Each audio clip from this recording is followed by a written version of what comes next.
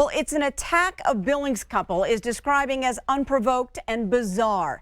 The trauma from a stabbing so bad, a couple picked up their lives to move from Missoula to Billings. But as Q2's Andrea Lutz explains, moving forward involves holding one of the largest grocery chains in our state responsible. We'd like to warn you, some of these images are disturbing. Forward after a gruesome attack in the parking lot of an Albertson's grocery store in Missoula. Well, now they are suing one of the largest grocery chains in the West, with numerous locations all across Montana.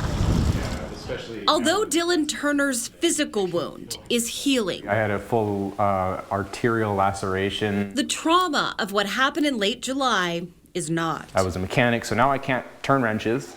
I haven't been to the gym since July. At the time, Dylan and his wife Jocelyn were living in Missoula, and on a lazy Sunday, they decided to hit up Tremper's shopping center for some to-do list items. We were driving through, the Albertson's parking lot, and we kind of saw an employee there, pushing a line of carts. That employee is Shane Davis, currently in jail in Missoula County. And he starts aggressively charging at me, throwing his hands up. Police say Davis, who was on shift at Albertson's, grabbed a concealed knife from his belongings at the store and targeted Dylan in an erratic and aggressive attack. And I see him literally swing right at my face, and I throw my arm up like this in a defensive position. The knife sliced Dylan's right arm. It doesn't fully move the way it used to. Now the Turners are filing suit against Albertsons for negligent hiring and supervision of Davis. I'm looking for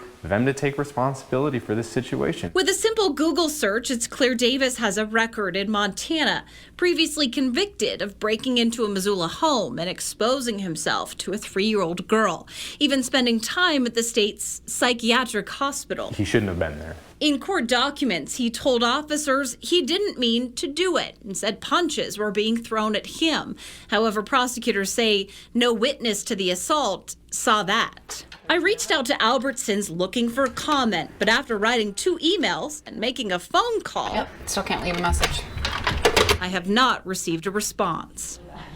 Dylan and Jocelyn have since moved to Billings to start fresh. My right arm that got stabbed is probably 80% weaker than it was, and I get like weird sharp shooting pains in my arm.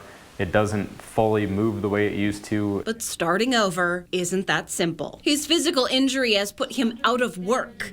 But deeper than that is the fear his emotional scar may never heal. And I'm worried I'm going to be, debilitated.